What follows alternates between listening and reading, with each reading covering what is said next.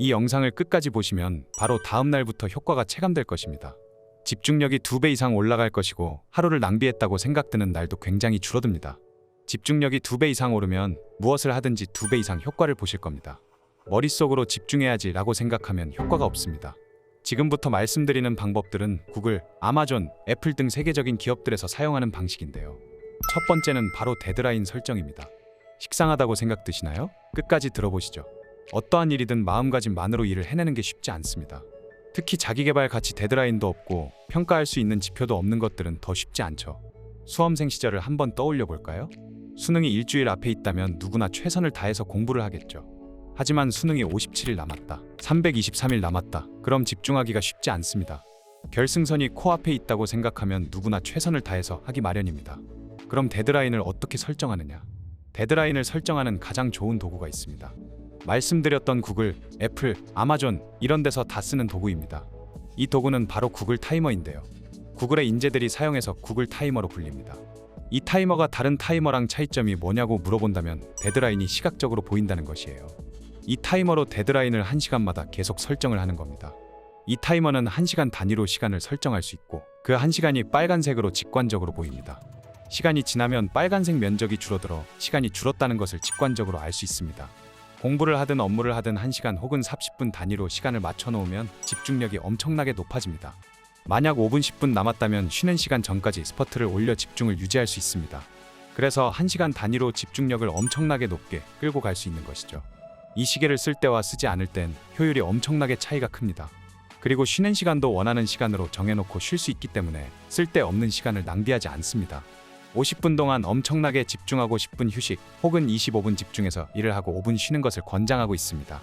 해야 하는 업무 혹은 공부량을 1시간 단위로 설정해놓고 타이머를 사용해서 데드라인을 설정한다면 시각적으로 남은 시간을 직관적으로 볼 수 있기 때문에 최선을 다할 수 있게 됩니다.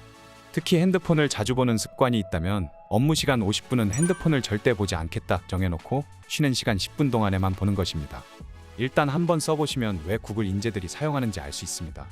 시간의 밀도 자체가 달라집니다. 집중하는 시간을 보냈다면 반드시 휴식 시간을 가져야 합니다.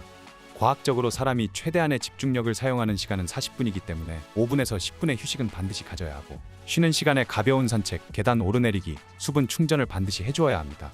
휴식 시간 없이 쭉 달리다 보면 효율이 급격하게 떨어집니다. 꼭 휴식 시간을 가져야 합니다. 두 번째는 매일 투두 리스트를 작성하는 것인데요.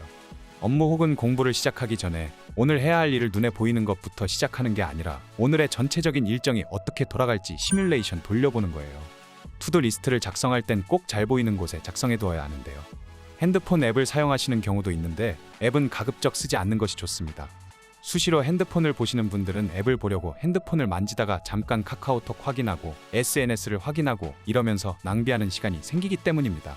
투두 리스트를 업무 시작 전 혹은 아침에 작성해야 하는 이유는 오늘의 할 일을 생각해봄으로써 정리하며 눈에 보이게 하는 것입니다. 게다가 오늘 해야 할 일을 당신의 뇌가 인지하기 시작하면 비행기의 자동항법처럼 오늘의 할 일을 마칠 수 있도록 환경 세팅을 하기 시작합니다. 적어도 오후 3시 전에 원고를 마감해야지. 오전에 메일을 확인하고 12시 전엔 답장을 해야지. 이런 식으로 뇌가 자동화되기 때문입니다. 세 번째, 기상 직후 10분간 휴대폰을 절대 보지 않기. 일반적인 사람들은 눈을 뜨면 누운 채로 핸드폰을 확인합니다. 카톡 온 게 없는지, 인스타그램을 확인하던지 유튜브에서 새로운 영상을 찾아봅니다. 특히 프리랜서와 학생들은 이 시간에 한두 시간을 훌쩍 날려버릴 수 있죠. 아침에 일어나서 잠이 안 깬다면 10분간 산책을 하고 산책하며 오늘의 할 일을 생각해보는 것입니다.